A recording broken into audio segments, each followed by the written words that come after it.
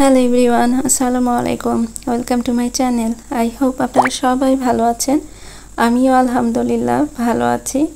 তো দেখতে দেখতে কিন্তু একদম রমজান শেষের দিকে চলে আসছে আর ঈদ হাতছানি দিয়ে ডাকছে। তো রোজার শুরু থেকে 20 রমজান পর্যন্ত তো বিজনেসের কাজ নিয়ে ব্যস্ত ছিলাম, সংসারের কাজ একদমই করতে পারিনি। আর এদিকে বাসার কি অবস্থা দেখুন, পুরো বাসা একদম ঝোল দিয়ে ভর্তি হয়ে গেছে। আর এত যে লাইটে যে পোকাগুলো আসে, এই পোকাগুলো ঝোলের সাথে আটকে আছে, খুবই নোংরা দেখাচ্ছিল। কিন্তু অপেক্ষা করছিলাম যে প্রোডাক্টগুলো ডেলিভারি দেওয়ার পর একটু ফ্রি হলে এই কাজগুলো করব। যদিও রোজার আগ দিয়ে করা হয়েছে, কিন্তু আসলে সারাদিনই তো লাইট চলে, ফ্যান তো ইদানিং মানে ভালোই আর কি গরম পড়ছে, ফ্যানও চলতেছে। তো যেই ঘরে দেখা যায় যে লাইট বেশি চলে সেই ঘরে ঝুলটা বেশি হয়। তো আমি আসলে অফ ক্যামেরাতেই 2 বেডরুম এবং বেলকনির একদম ঝুল সহ ফার্নিচার সব পরিষ্কার করে ফ্লোর মুছে দিয়েছি পুরো বাসারই। আসলে পুরোটা শেয়ার করতে গেলে তো কাজেও যেমন দেরি হবে, আর আসলে ব্লগ তো অনেক বড় হয়ে যাবে, যার কারণে একদম শর্টকাটে আর কি কাজ সেরে নিয়েছি। সকালে ঘুম থেকে উঠেই আগে এই কাজগুলো করেছি। একদম এই যে জানলার সব কিছু মানে গ্রিল থেকে শুরু করে সব একদম সুন্দর করে পরিষ্কার করেছি। এখন একদমই ধুলাবালু নেই, যদিও কিছুক্ষণ পরে আবার ধুলা পড়া শুরু হয়ে যাবে, তবে মাসে একবার এইভাবে ডিপ ক্লিন কিন্তু করা হয়। তো এই যে বেলকনিতে কিছু গাছ অ্যাড করেছি, শীতের গাছগুলো প্রায় মানে সব মারা গেছে। তো এখন যে গাছ আর ইনডোর প্ল্যান্ট যেগুলো, সেগুলো আসলে বেলকনিতে রাখলাম। বেলকনি আসলে গাছ ছাড়া একদমই ভালো লাগে না। তো এই বোতাম ফুলের গাছটা এতদিন বাইরে ছিল, রোদে রেখেছিলাম, আর শীতের ফুলের গাছগুলো বেলকনিতে ছিল। তো এখন গাছ ভর্তি মাশাআল্লাহ অনেক ফুল আসছে, নয়নতারা ফুল যেটাকে বলি আমরা, আমাদের এলাকাতে বোতাম ফুলও বলা হয়। তো অনেক ফুল আসছে। আর এখানে ডায়ান্থাসের সব ডাল কেটে দিয়েছি আমি, আর হচ্ছে চন্দ্রমল্লিকা একটা এখন একটু ভালো আছে, তো দেখা যাক। আর আমার হচ্ছে এখানে বেশ কয়েকটা গাছ আছে।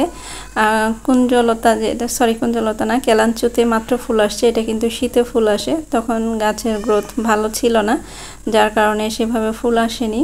তো এখন দেখতেছি ভালোই ফুল আসছে। আর অ্যাডেনিয়ামেও কলি আসছে, গাছ ছোট হলেও। তো দেখা যাক ফুল ফুটলে কি কালার হয়। আর এখানে ছোট একটা হচ্ছে কাটা মুকুট আছে, এটা পাশে বাসার ভাবি থেকে নিয়েছিলাম। তো সেটা এতদিন হচ্ছে অন্য একটা কাগজে ছিল, সেটাও রিপোর্টিং করে নিলাম। তো এই তো সব মিলে এই কয়টা গাছ আপাতত রাখলাম। আরও এখন তো গরম আসছে, পুর্তলিকার বেশ কিছু কালার আছে আমার ছাদ, মানে ভাগ্নির ছাদে, সেখান থেকে ঈদের পর সময় সুযোগ করে লাগিয়ে নেব আর কি। ওগুলো অবশ্য এরকম সিকা করে ঝুলে দিব, বাড়ির বাইরেও দিব, ভিতরেও দিব। আর এখানে এই যে বেবি টিয়ার্স আর ইঞ্চি প্ল্যান্ট দুটা এখন বেশ ভালো গ্রোথ ছাড়ছে, বৃষ্টি হলে আরও সুন্দর সবুজ সতেজ হয়ে যাবে। এগুলো লতা ছাড়া শুরু করছে বেবি টিয়ার্সগুলো। তো যাই হোক, সব মিলিয়ে এখন অল্প কিছু গাছই আর কি বেলকনিতে রাখলাম। আরও কিছু গরম পড়লে হয়তো আরও গাছ, রঙ্গন, অলকনন্দা, এগুলো অ্যাড করব আস্তে আস্তে। বাইরে আছে এগুলো, বৃষ্টির পানি ফেলে গাছগুলো যখন সুন্দর হবে তখন বেলকনিতে নিয়ে আসব। আর এই যে আমার এই পেন্টিংটা কিন্তু অনেকটাই কালার ফেড হয়ে গেছে, প্রায় 3 বছর হচ্ছে এটা পেন্ট করা হয়েছে। তো যাই হোক, এখন আপাতত বেলকনি থেকে আমি হচ্ছে বাসার অন্যান্য অনেক কাজ আর কি জমে আছে, সেগুলো বেশ কিছু কাজ করে নিয়েছি তার অফ ক্যামেরাতেই। তারপরে এই যে গাজরের গাছগুলোরও নাজেহাল অবস্থা, তো আপনাদের ভাইয়া অনেক দিন থেকে উঠাতে চাচ্ছিল, তো আমি বলছিলাম যে একটু ফ্রি হই তারপরে উঠাবো।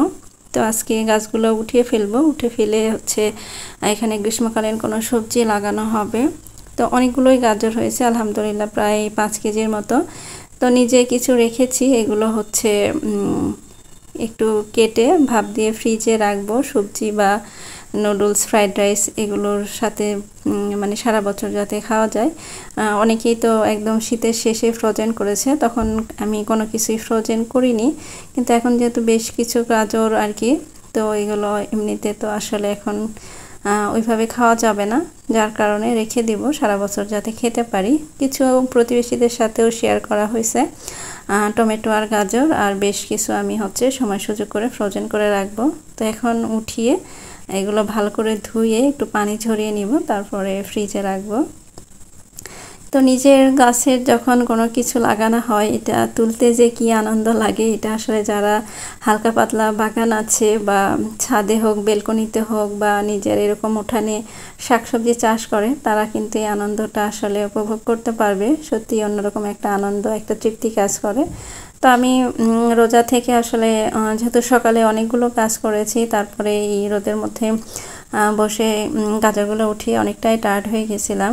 তারপরেও কাজ আসলে অসমাপ্ত রাখতে ভালো লাগে না, তাই একদম কাজ শেষ করে এগুলো উঠিয়ে তারপরে কিন্তু একটু রেস্ট নিয়েছিলাম। তবে দুপুরের আগে মোটামুটি এই কাজগুলো করেছি। তারপরে গোসল নামাজ শেষ করে বেশ কিছু সময় রেস্ট নিয়ে তারপরে দুপুরে রান্না বা ইফতার আয়োজন করতে গিয়েছিলাম। তো ভিডিওর এই পর্যায়ে আমার ভাই আপুদেরকে সে পূর্ণ রিকোয়েস্টটাই করছি, আমার ভিডিও এখন পর্যন্ত যারা দেখছেন একটি লাইক দিতে ভুলে গিয়েছেন, প্লিজ একটি লাইক দিয়ে পুরো ভিডিওটি কন্টিনিউ করবেন।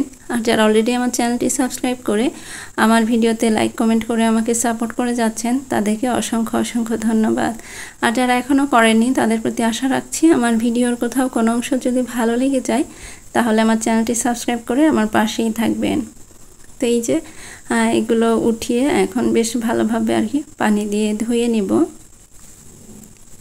আর গাজরগুলো যেহেতু মানে একদম সিজন শেষে বেশ ভালো পোক্ত হয়েছে এবং বেশ মিষ্টি, ইফতারির পর কিন্তু আমরা খালি মুখেই গাজরগুলো ধুয়ে মানে এমনি শুধু খালি মুখেই আর কি চাবিয়ে চাবিয়ে খাচ্ছিলাম আমি আর আমার মেয়ে। ভালো লাগে আমার কাছে গাজর খেতে, অনেকে অবশ্য কাঁচা গাজর খেতে পারে না। তো যাই হোক, এভাবে হচ্ছে সবগুলো গাজর ধুয়ে এখানে আমি রেখে দিব, পানিগুলো ভালোভাবে ঝরে যাক। তো তারপরে এটা কিন্তু আসরের নামাজের পর আপনাদের ভাইয়া বলছিল যে পেঁপেটা হচ্ছে পেকে গিয়েছে, তো নামিয়ে রাখি, গাছটা উঠিয়ে ফেলবে। গাছে মিলিবাগ পোকা আক্রমণ হয়েছে আর পেঁপে আসতেছে না, যার কারণে হচ্ছে গাছটা কেটে ফেলা হবে। তো একটাই পেঁপে ছিল, সেটা আর কি অপেক্ষা করা হচ্ছিল যে পাকলে পেঁপেটা যখন খাওয়া হবে তখন গাছটা উঠানো হবে। তো অবশেষে আর কি পেঁপেটা নামানো হলো। তো এই যে এখানে নিজের বাগানের টমেটো, পেঁপে, গাজর সব কিছু একটা ঝুড়িতে রাখলাম। আর আজকে আমার হচ্ছে বোনের 2 ছেলে যমজ, আর আমার দেশের বাসা থেকে আমার সেজো ভাইয়ের ছেলে আসছে, ওদের 3 জনকে আমার এখানে ইফতারি করতে বলছি। তো যার কারণে একটু কবিতর, বাসার কবিতর 2টা জবা করেছি, বাচ্চা বড় হয়েছিল, অফ ক্যামেরাতেই সেগুলো বেছে নিয়েছি।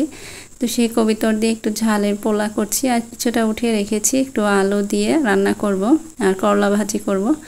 আর ইফতারিতে আসলে ওইভাবে বিশেষ কিছু করিনি, যেহেতু পোলা করেছি, ছোলা পেঁয়াজু এগুলোই আর কি, তরমুজ ছিল। তো সব কিছু মিলে আসলে আজকে অনেক বেশি আর কি পরিশ্রম গিয়েছে। তো রোজা থেকে আসলে বেশি কাজ করলে কিন্তু শেষের দিকে অনেক বেশি টায়ার্ড লাগে। আর এখন বেজুর রাতগুলো কিন্তু সারা রাত জেগে ইবাদত করার চেষ্টা করতেছি। তো এখন আমি হচ্ছে ইফতারগুলো সাজিয়ে নেব। তারপরে আলহামদুলিল্লাহ সামনে যেহেতু ঈদ আসতেছে, খুব ভালো লাগা কাজ করতেছে। সবার বাসায় কিন্তু আস্তে আস্তে দূর থেকে আত্মীয় স্বজন আসা শুরু করতেছে। তো আমি হচ্ছে শ্বশুরবাড়িতে ঈদ করি, এবার আমরা মা মেয়ে হচ্ছে নিজের বাসায় ঈদ করব, মায়ের বাড়িতে আর কি, যেহেতু আশেপাশে সবাই থাকে, আমার ভাতিজারা ভাইরা সবাই আসবে। তো ঈদ আসলে সবাইকে নিয়ে করতে বেশি ভালো লাগে। তো এবার একটু অন্যরকম করে হয়তো ঈদটা উদযাপন করবো, অনেক দিন পর যেহেতু মায়ের বাসায় ঈদ করতে যাচ্ছি, তো অনেক বেশি ভালো লাগা কাজ করছে। আবার যখন কোথাও গিয়ে ঈদ করা হয়, যখন ঢাকায় থাকতাম, দেশের বাসায় আসতাম, তখন বাড়িতে আসার একটা টান, একটা অন্যরকম আনন্দ কাজ করতো। এখন নিজের বাসায় আসি, অন্যরা আসতেছে, একটা অপেক্ষা, একটা ভালো লাগা কাজ করে। এক এক সময়ের কিন্তু অনুভূতিগুলো এক এক রকম। তবে যাই হোক, ঈদ মানেই তো সবারই আর কি আনন্দ উল্লাস। তো সবার ঈদ ভালোভাবে কাটুক, যারা দূরে যাচ্ছে তারা নিরাপদে গন্তব্যে পৌঁছাক, সব কিছু মিলে ভালোভাবে সবার রমজান শেষ হোক, সবাই ভালোভাবে ঈদ করুক, এই দোয়াই করি। তো এই যে আমার 3 মেহমান, ওরা ইফতার করছে আর আমরা এখানে উপরে মেয়ের বাবা বসছে। তো আজকের মতো ভিডিওটা এখানেই শেষ করছি। সবাই ভালো থাকবেন, সুস্থ থাকবেন। আল্লাহ হাফিজ, আসসালামু আলাইকুম।